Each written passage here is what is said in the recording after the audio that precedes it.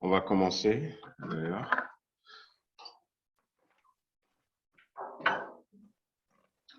Voilà, salutations à toutes et à tous. Amen. On va prier le Seigneur, déjà remettre cette soirée entre ses mains. Philippe veut prier pour nous. Amen. Seigneur mon Dieu, devant tous ces moments encore, devant ta face, Seigneur. Je viens pour l'enfant de gloire. Parce que c'est un moment de grâce, de grâce en ta présence. Tu as été présent pour nous toute cette semaine, tu nous as permis de cette journée, soit encore pour chaque jour ta parole, tu nous as enseigné, tu nous as avertis. Seigneur, parle à notre Soyons dans notre cœur que tu vas encore parler par ta parole. Par l'action du Saint-Esprit, tu vas nous toucher, tu vas nous faire Seigneur, comprendre des choses que nous n'avons pas compris encore. mon Dieu, On n'a pas mis surtout en pratique. dans ta Toi, présence. Seigneur, nous te laissons toute la place. Travail de Merci, ton serviteur. grâce, Qui accorde l'action du Saint-Esprit. nous remettons tout cela entre tes mains. Alléluia, Jésus. Vraiment être à l'écoute, que nos oreilles s'ouvrent, l'écoute de notre cœur. Pour Quelque chose réceptionner de toi, que tu donnes, au Seigneur, nom mon de Dieu. Jésus. Amen, alléluia. Amen, Jésus. Et nous sommes tous de ta Amen, parole. alléluia. Béni Alléluia, sois-tu, Seigneur. Seigneur. Béni sois-tu, Seigneur. Merci, Seigneur. Amen. Amen, gloire à toi. Voilà, Au nom de Jésus-Christ. Gloire. on va gagner directement la Bible. Je vais rappeler un peu quelques sujets de prière pour nous ce soir. Nous avions vu deux domaines dans lesquels il nous faut combattre. Le combat spirituel. Alors, ce sont des choses qui peuvent être des obstacles. Et il y a toujours des obstacles. La Bible dira, on est parti de Ésaïe chapitre 57, aujourd'hui le verset 14, où il est marqué, il faut préparer le chemin. Dieu veut que le chemin soit préparé. Et dans la préparation de ce chemin, Dieu va demander que tout obstacle soit enlevé. Frayer, préparer le chemin, enlever tout obstacle du chemin de mon peuple. Et Dieu va dire à la fin qu'il veut ranimer les esprits, il veut ranimer les cœurs contrits. Et ce mot ranimer, c'est aussi un mot qu'on peut retrouver dans le réveil que nous voulons. Nous voulons une autre église, nous voulons une église réveillée, nous voulons être des chrétiens réveillés, mais seulement il faut préparer le chemin, il faut enlever tout obstacle. Le Seigneur est en train de nous observer pour voir comment est-ce que les choses vont tourner. Il faut savoir que j'avais raconté ça la dernière fois, Dieu a permis il a élargi ma vision. Il m'avait montré une vision il y a quelques mois de cela, où j'ai vu le Seigneur qui s'est arrêté, qui regardait la France. Et dans cette vision, j'avais vu que le Seigneur avait dépassé certains pays en Europe. Le Seigneur avait, comment l'appelle-t-on, laissé de côté un pays. Je savais dans cette vision, il y a un des pays dont je ne veux pas citer le nom, que voilà, c'est fini. Voilà, Dieu a fermé la porte. Et puis, il y a certains pays européens que le Seigneur a dépassés. J'ai vu le Seigneur s'arrêter au niveau de la France. Et là, la semaine dernière, donc, le Seigneur me ramène dans cette même vision où il élargit maintenant ma vision. Et j'ai vu qu'au fait, en réalité, j'ai bien vu son regard. Il était en train de nous observer, de voir ce que nous allons faire. Et est-ce qu'il va rester arrêté ou est-ce qu'il va passer à côté de la France? Et j'ai vu aussi que le diable aussi nous observe. Le diable aussi nous observe. La volonté de Dieu, c'est que nous soyons cette église qui va se réveiller enfin. Alors, toute cette semaine, nous avions parlé d'être une église pour Dieu, d'être une église pour les frères et sœurs, une église pour les brebis, d'être aussi une église pour ceux de l'extérieur. Et ce que Dieu attend, si nous voulons vraiment vivre ce réveil, il y a encore quelques obstacles qu'il faut enlever. Et le combat pour enlever ces obstacles, je l'ai catégorisé en deux. Et je disais ce midi que généralement, quand on regarde dans la Bible, on a trois sortes d'ennemis. On a la nature humaine, notre ancienne nature qui s'oppose à la vie de l'esprit. On a aussi la mondanité, la société qui nous entoure. Et on a aussi l'ennemi qui veut nous empêcher de rentrer dans cette vie bénie que le Seigneur veut pour nous. Mais je crois que si nous voulons remporter la victoire sur la nature humaine et aussi sur la société, ça va se jouer au niveau de notre caractère. Le caractère du chrétien, ça va beaucoup jouer. Ça va beaucoup jouer. Nous devons remporter ce combat au niveau de notre caractère. On avait cité rapidement quelques obstacles. On avait cité la jalousie. Et c'était l'exemple de Caïn. Caïn était appelé à être la première personne qui va mettre en route, mettre en marche la prophétie de la venue du Messie. Il avait bien commencé et c'est lui qui avait eu cette idée d'apporter un sacrifice à Dieu. Et quand il avait dit ça, son frère, son jeune frère aussi va dire, mais tiens, moi aussi, je vais faire un sacrifice. Et puis finalement, Dieu ne va pas accepter, ne va pas préférer le sacrifice de Caïn, mais plutôt le sacrifice d'Abel. Et une jalousie s'était emparée de cet homme, Caïn, une jalousie mauvaise qui va l'amener jusqu'à tuer son frère. Dieu va intervenir entre-temps et il va dire, écoute, le péché se couche à ta porte, mais domine sur le péché. Mais non, Caïn, la jalousie peut être comme une mer démontée, une tempête violente. Et si nous ne faisons pas attention, eh bien, ça peut nous entraîner dans le mauvais choix. Et finalement, à cause de cette jalousie, il était sorti du plan de la venue du Messie. Il va falloir attendre la naissance d'un autre garçon qui s'appelait Seth.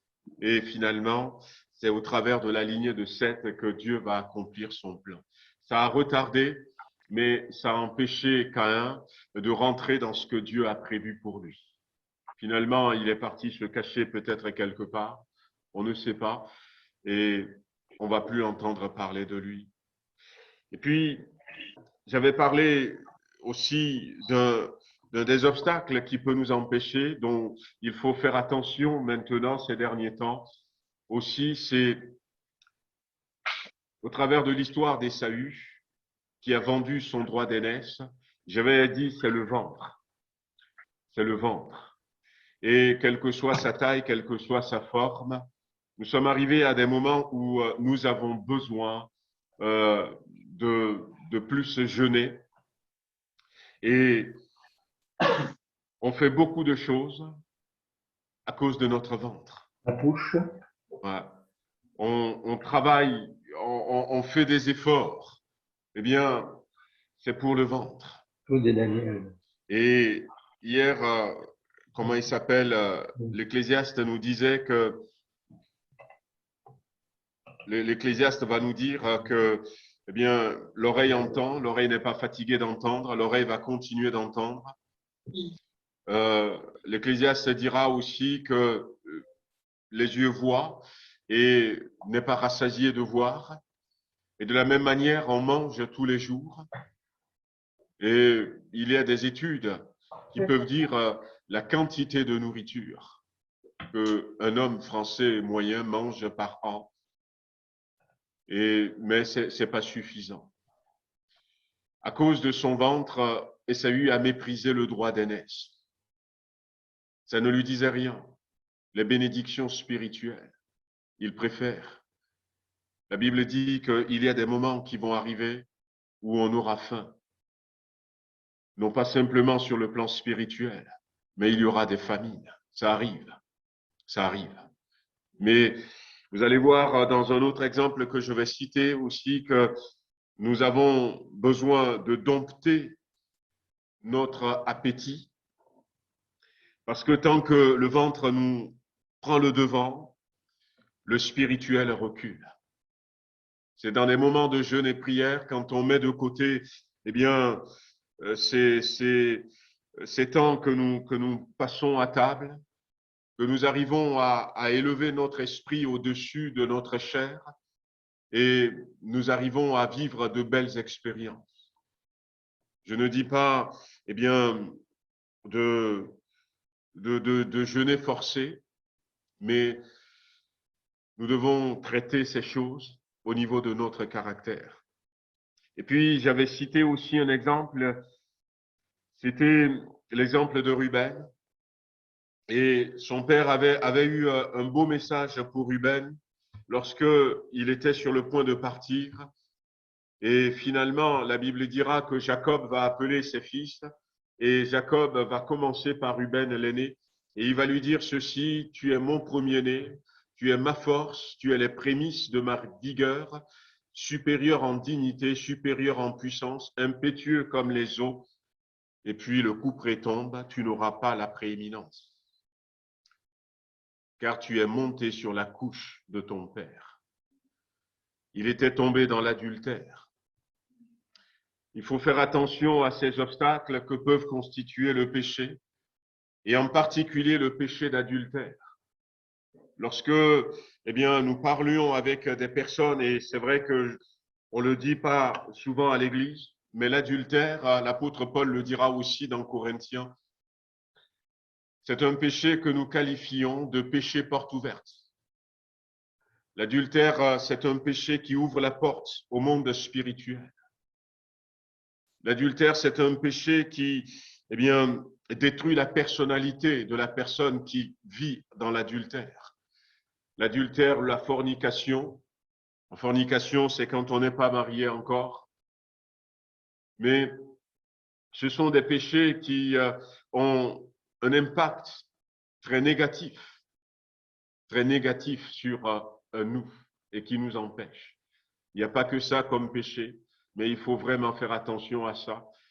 Et les choses sont tellement diluées de nos jours dans les églises, diluées dans les églises, dans la mentalité des chrétiens, sont diluées tellement que, eh bien, on prend toutes ces choses comme s'il n'y a pas de conséquences. L'ennemi qui nous encourage à aller dans ces directions, lui, il sait pourquoi il le fait.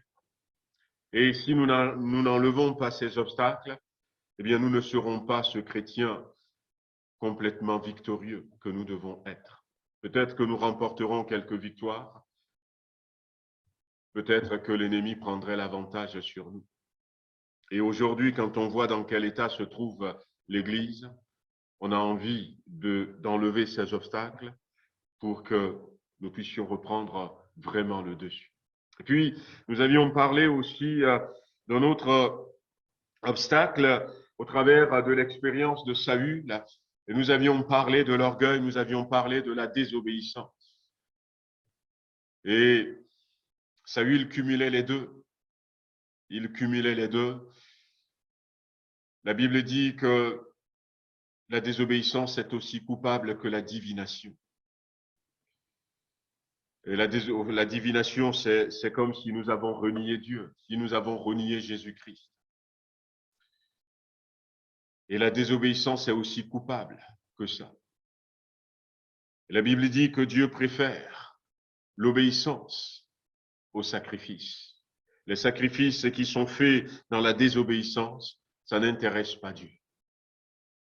Et Jésus-Christ a été obéissant au Père en tout point, en toutes choses. Il a été jusque-là, dans cette obéissance. Et puis finalement, on se rend compte que l'orgueil aussi peut nous prendre. Je me rappelle de mon expérience il y a quelques années de cela. Quelqu'un était venu vers moi et me dit, est-ce que je peux te parler, te dire la vérité? Je dis oui. Et il me dit, mais tu es orgueilleux. Alors des fois, quand on nous dit des choses comme ça peut être dur sur le coup. Mais je pense quand même que c'est salutaire.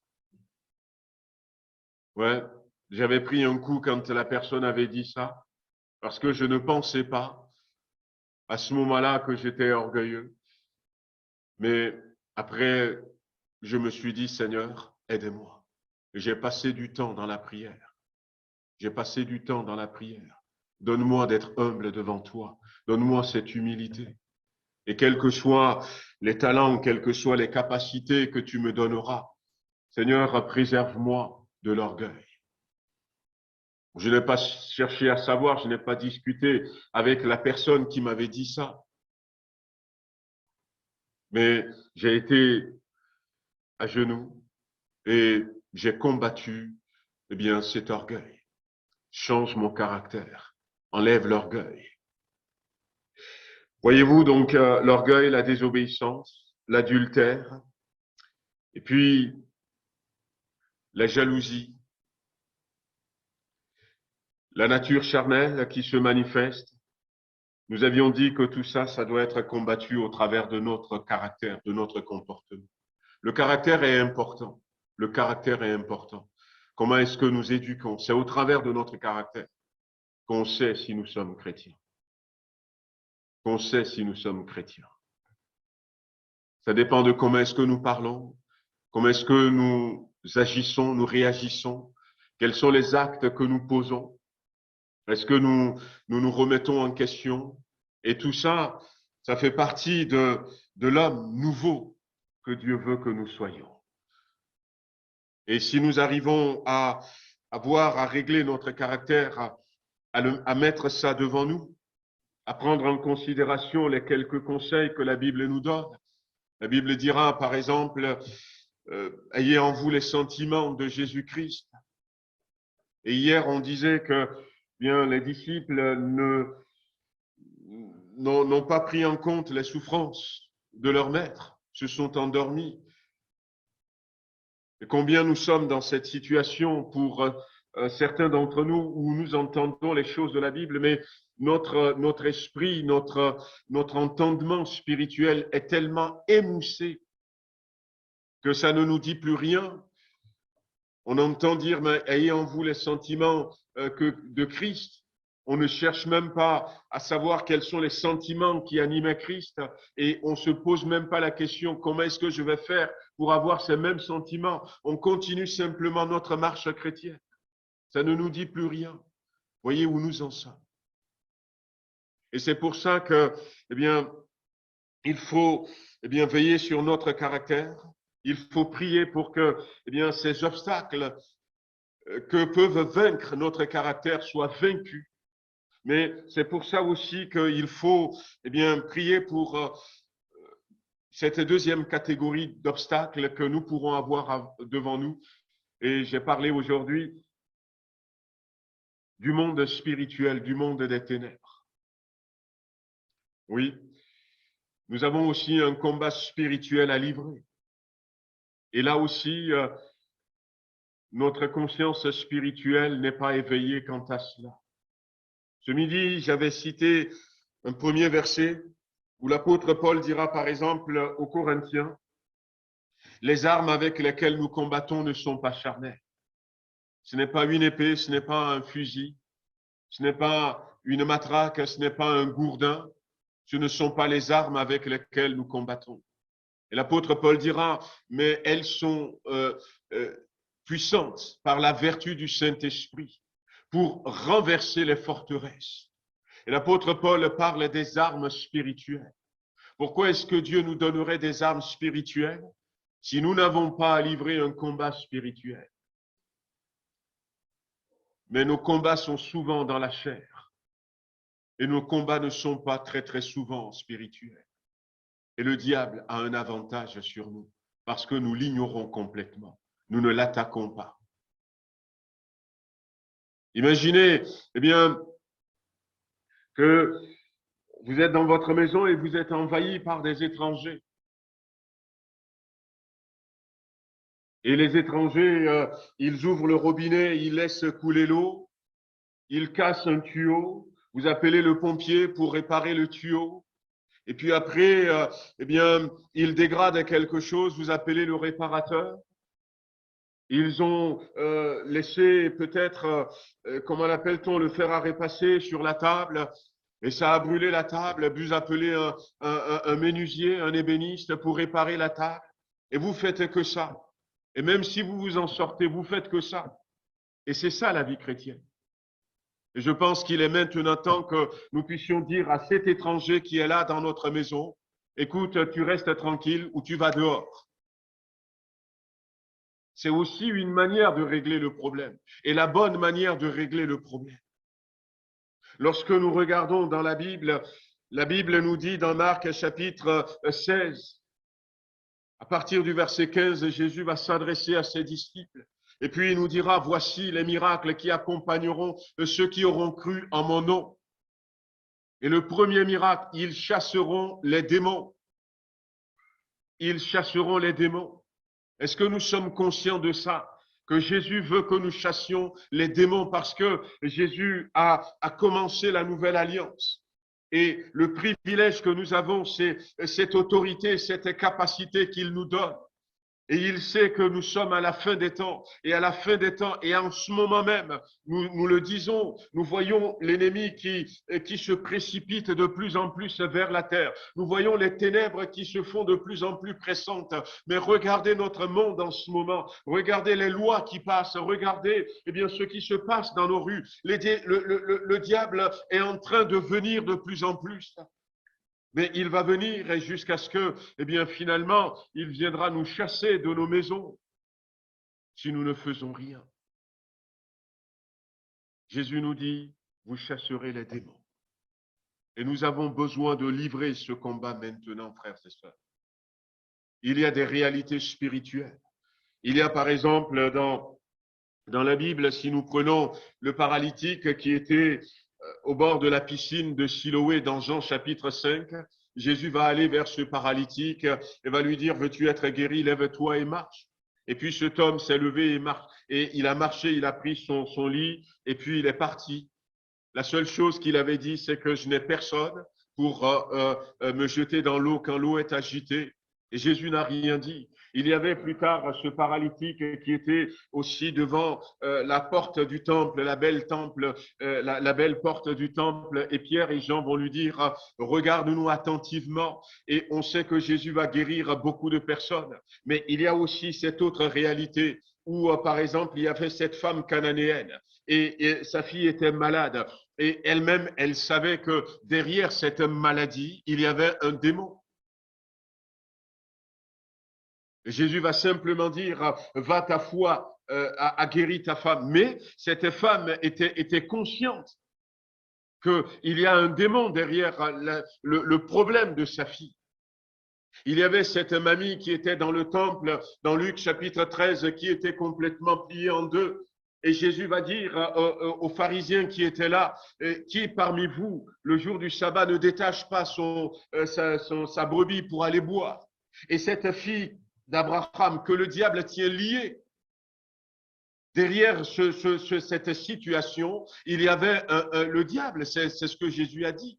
Il y a des maladies qui peuvent être des maladies naturelles parce que il y a des pollens, parce que voilà, il y a eu un accident, on s'était cassé l'omoplate, on s'était fait quelque chose, mais il y a aussi des maladies derrière lesquelles il y a une réalité spirituelle ténébreuse. Il faut que nous en soyons conscients de ça. Et si nous n'engageons pas ce combat spirituel, eh bien, l'ennemi va être tranquille. L'ennemi va être tranquille. Il y avait ce garçon qui était atteint, certaines versions de la Bible, dans Marc 9, dira qu'il était lunatique, d'autres versions diront qu'il avait l'épilepsie. Mais la Bible dit que dès que le démon qui était en lui a vu Jésus, pour nous les hommes, c'est une maladie, mais Jésus savait qu'il avait, et dès que le démon qui était dans ce garçon a vu Jésus, il a secoué l'enfant, il l'a jeté par terre, il voulait le tuer avant d'être chassé. Mais il n'avait pas réussi. Il n'avait pas réussi. Il n'y a peut-être pas, de manifestations aussi violentes, dans certains cas, de maladies que nous rencontrons, parce que le diable sait qu'il est tranquille, que nous n'allons pas le déranger, que nous ne croyons même pas en son existence.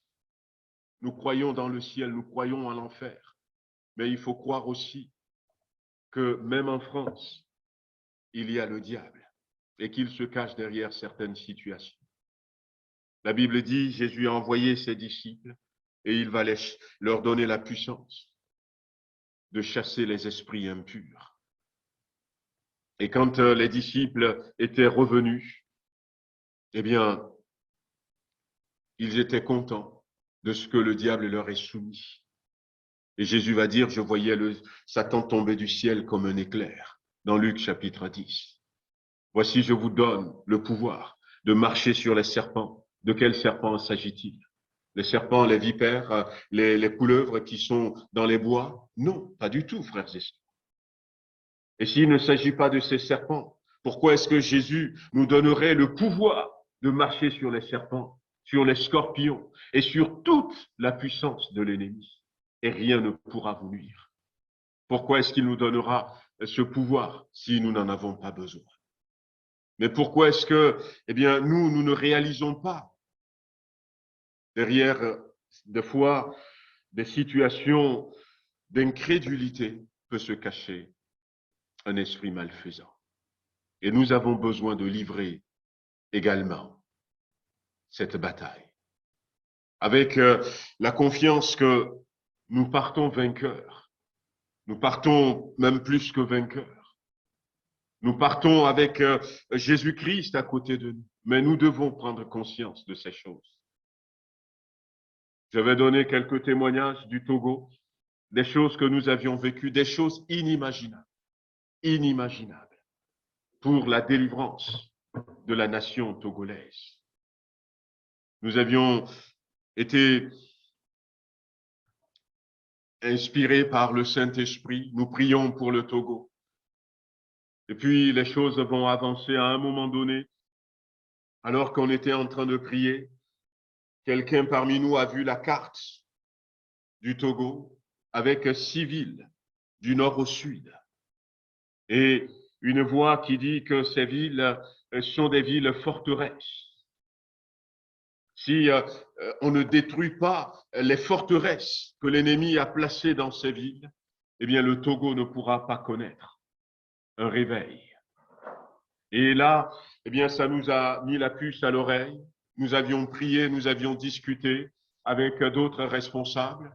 Et finalement, nous avions pris conscience qu'il y a des hôtels spirituels dans notre nation. Il y a des choses que nous ne savions pas. Et nous avions organisé une rencontre pendant 3 jours où nous avions invité un homme de Dieu avec ce thème que le Seigneur, pendant ces 3 jours, nous révèle des choses cachées sur le Togo, des hôtels de l'ennemi, des forteresses de l'ennemi qu'il faut à tout prix détruire pour que l'évangile prospère dans cette nation. Et là, Dieu va nous exaucer. Dieu va exaucer son serviteur. Il va nous révéler des choses que nous-mêmes, nous ne savions pas sur le Togo. Mais nous allons même été tellement surpris que nous allons poser des questions à nos pères et ils vont confirmer certaines de ces choses. Et nous avions brisé des forteresses. Et nous avions brisé des jougs de l'ennemi. Et puis, il y a eu une explosion de conversion. Une explosion de conversion. Oui, même concernant notre ville, concernant notre quartier, concernant notre appartement. Le diable, c'est un menteur. Il prend ce qui n'est pas à lui et il dit, c'est à moi. Jésus nous a parlé de ça dans les évangiles, en disant, lorsque le démon est chassé d'un homme ou d'une personne, il s'en va dans les lieux arides. Et quand finalement il ne trouve pas de repos, il prend d'autres démons plus puissants que lui et il retourne en disant, je reviens dans ma maison, dans ma demeure. Mais ce n'est pas sa maison, ce n'est pas sa demeure. C'est à moi de dire, mais non, c'est mon corps. C'est ma maison, c'est mon foyer, c'est mon mariage. Et je t'interdis. À quel moment est-ce que, nous l'avions dit la dernière fois, à quel moment est-ce que le jeune roi possède l'autorité? À partir du moment où il a été intronisé roi. Et dans l'histoire d'Israël, il y avait Joas qui était tout petit, 7 ans, si ma mémoire est bonne, quand il était devenu roi. Il y avait Josias qui devait avoir peut-être 16 ans à ce moment-là, quand il était devenu roi. Mais peu importe quel âge il avait, mais à partir du moment où, eh bien, Joas, 7 ans, a été intronisé roi, à partir de ce moment-là, le petit, il pourrait dire, lui, je ne veux plus le voir, et les gardes qui sont autour de lui vont exécuter l'ordre. Il avait une autorité. L'autorité commence à partir de ce moment-là. Peut-être que vous allez vous dire, mais je ne suis pas très fort, je ne suis pas très forte. Mais non, moi je suis devenu chrétienne il n'y a pas très longtemps. Peut-être qu'on va se trouver des raisons que l'ennemi va susurrer encore derrière nos oreilles. Mais sachez qu'à partir du moment, voici les miracles qui accompagneront ceux qui auront cru en mon nom. À partir du moment où nous croyons en Jésus-Christ, à partir du moment où nous avons accepté Jésus-Christ comme notre Seigneur et Sauveur, à partir de ce moment, notre autorité commence. Notre autorité commence. Et c'est à nous de croire. Et c'est à nous de prendre notre autorité. Parce que, croyez-moi, le diable ne nous le dira jamais. En disant, mais écoute, tu sais, eh bien, tu as l'autorité sur moi, tu peux me chasser. Il ne le dira jamais. Il ne viendra jamais nous dire, mais tu sais, ce problème que tu as, ces divisions que vous avez dans l'Église, ces incompréhensions, c'est moi qui est derrière. Mais tu peux me chasser et vous aurez la paix. Il ne le dira jamais. Il ne pourra pas le dire parce qu'il ne sait pas dire la vérité. Il est menteur et le père du mensonge. Il ne pourra pas le dire. Mais c'est à nous d'être conscients de ces choses et de prendre autorité. Ce soir, j'aimerais que nous puissions prier, avoir un temps de prière. Dans un premier moment, nous voulons prier, frères et sœurs. Nous voulons prier, demander au Seigneur, eh bien, de nous aider dans notre caractère. Dans notre caractère, il y a peut-être, eh bien, des choses.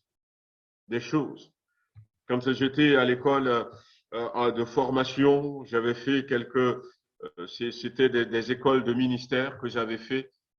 Et quand j'étais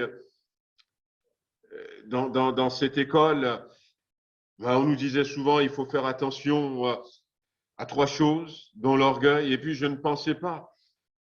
Mais à partir du moment où la personne m'avait dit ça, eh bien, je me suis dit, eh bien, il faut pas baisser les bras. Et ça revient encore dans ma prière.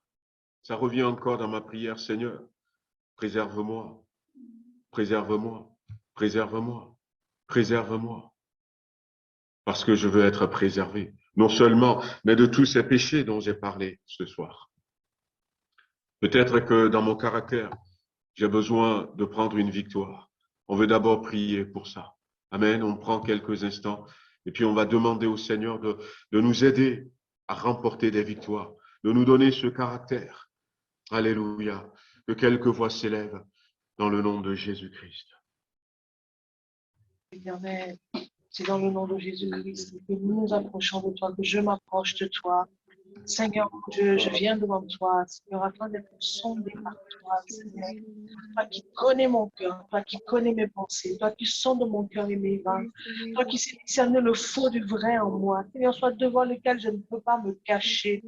Oh Seigneur mon Dieu, s'il y a encore de l'orgueil, Seigneur mon Dieu, mon roi, s'il y a encore un élan d'orgueil, s'il y a encore, Seigneur, un élan de suite, Seigneur mon Dieu, s'il y a encore, Seigneur mon Dieu, une soif de reconnaissance, Seigneur, je veux être, Seigneur mon Dieu, Seigneur en premier, Seigneur.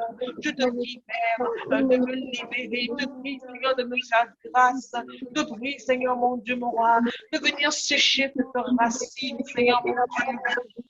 qui est encore là, le Seigneur qui peut être en frein, qui est en frein, Seigneur mon Dieu, et qui m'empêche de rencontrer l'éternel. Tu connais le cœur, tu connais le cœur. Je ne peux pas me cacher devant toi. Je ne peux pas me cacher. Seigneur, Seigneur Jésus, tu connais mes pensées, de moi, Père, guide notre toi, Seigneur, tu me connais. Seigneur, amène-moi dans tes voies, amène-moi dans ta volonté, amène-moi dans ta vérité. Seigneur, viens éclairer les ténèbres de mes pensées. Parfois, Seigneur mon Dieu, je peux avoir des pensées qui ne te plaisent pas, qui ne t'honorent pas, qui sont complètement à côté de ce que toi tu désires pour moi. Alors, Père, sonde mon cœur, sonde mes reins. Seigneur, si encore, Seigneur mon Dieu, des élans, Seigneur mon Dieu, mon roi, Seigneur, d'attitude, Seigneur, d'orgueil, d'attitude de reconnaissance. Seigneur mon Dieu, j'ai une place, Seigneur mon Dieu, que je veux prendre, qui n'est pas la mienne, qui ne m'a jamais été donnée. Seigneur, donne-moi, Seigneur, d'être humble. Apprends-moi à être humble comme toi. Apprends-moi l'humilité, Seigneur mon Dieu. Apprends-moi à me soumettre à toi, Seigneur mon Dieu. Apprends-moi à accepter, Seigneur mon Dieu, que tu fasses une œuvre en moi, libère-moi, le Seigneur, libère-moi, délivre-moi, Seigneur Jésus. Alléluia, nous voulons te plaire, Seigneur. C'est vrai, nous voulons te plaire, Seigneur. Je ne veux pas me cacher. Alléluia. Seigneur, ce désir, Seigneur, cette soif, Seigneur mon Dieu, moi, Seigneur, mal placé, Seigneur Jésus. Visite-nous, Seigneur. Éternel des armées, apprends-moi à être humble, comme Jésus-Christ est humble. Oui, réveille-nous, Seigneur, réveille-nous. Je veux ressembler à mon maître. Je veux ressembler à mon Seigneur. Je veux ressembler à mon Jésus. Je veux lui ressembler parce qu'il est humble, parce qu'il est simple, parce qu'il est doux, parce qu'il a été obéissant, parce qu'il est soumis à son Père. Oh Père éternel, fais ton œuvre. Réveille-nous, Seigneur, notre Dieu, réveille-nous. Fais ton œuvre, ma Père. Seigneur Jésus, donne-nous de prendre conscience. Prendre conscience de ces choses. Tu me connais tellement bien, Seigneur. Je ne peux pas me dérober à tes yeux. Je ne peux pas me cacher. Et je ne le veux pas, Seigneur mon Dieu. Je sais que tu veux mon bien. Je sais que tu veux mon bien, Seigneur. Je viens devant toi, répondre mon cœur et accepter, Seigneur mon Dieu, que tu puisses me montrer encore ce qui ne va pas. La faim et la soif de toi, Seigneur. Alléluia. Toi, je ne veux pas être. Qui traverse des chemins qui ne sont pas forcément celui que tu voudrais que je prenne. Je veux prendre le chemin de l'obéissance, le chemin de la puissance, le chemin de la concentration, le chemin de la sagesse, de l'intelligence. Comme tu as donné au roi Salomon, Seigneur mon comme Dieu, je n'en pas autant, mais tu as donné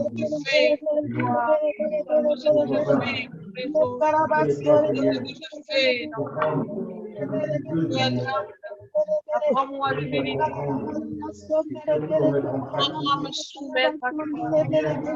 Apprends-moi à me soumettre.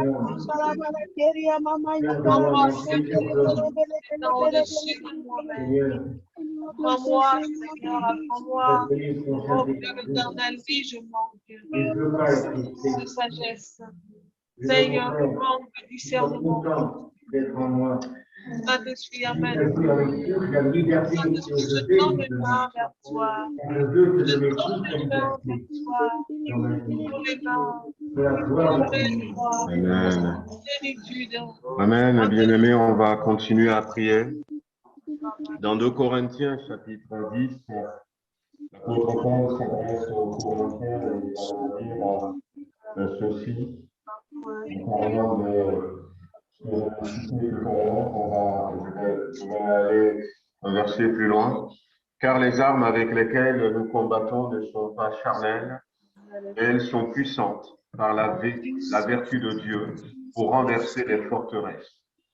Donc, c'est 2 Corinthiens chapitre 10, le verset 4. Et le verset 5, il dit, nous renversons les raisonnements et tout obstacle toute hauteur qui s'élève contre la connaissance de Dieu et nous amenons toute pensée captive à l'obéissance de Christ. Comment est-ce qu'ils évangélisaient? Comment est-ce que l'évangile progressait? Eh bien, par des moments de prière où, avant même d'aller dans la rue, les gens, ils ont des raisonnements. Les Français, ils ont leur idée, et ils ont leur raisonnement, ils ont leurs arguments.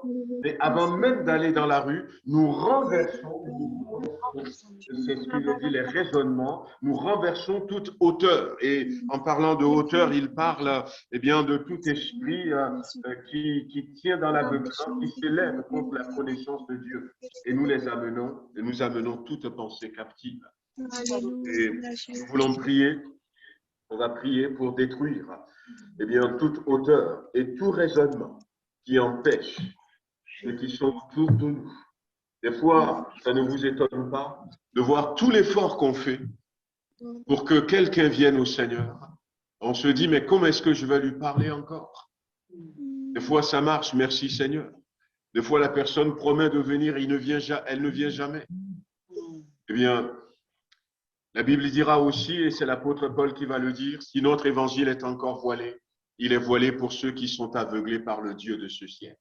Et le Dieu de ce siècle, c'est Satan. Et nous avons l'autorité. Prenons l'autorité en disant, Seigneur, au nom de Jésus.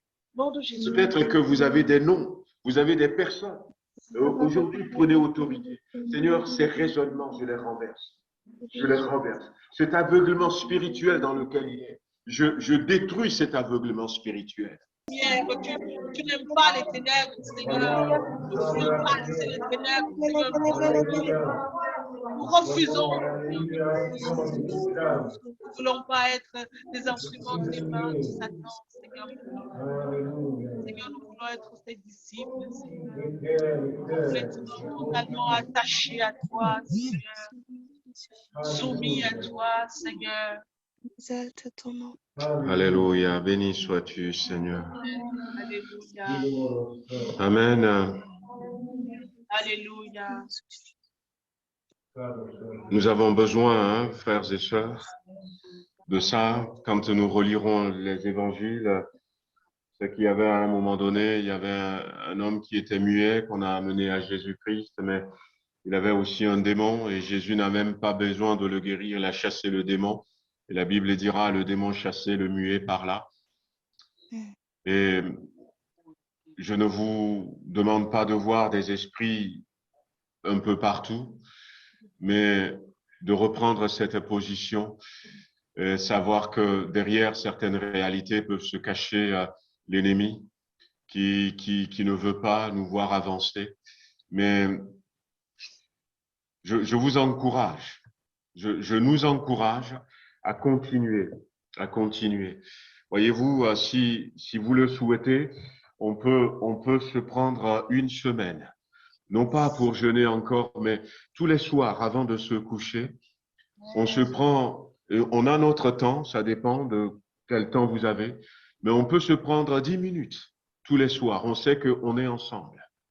Et puis, on continue de prier par rapport à ces choses. Nous voulons que cette église soit une église pour Dieu, une église pour les brebis, pour nous, une église pour ceux de l'extérieur.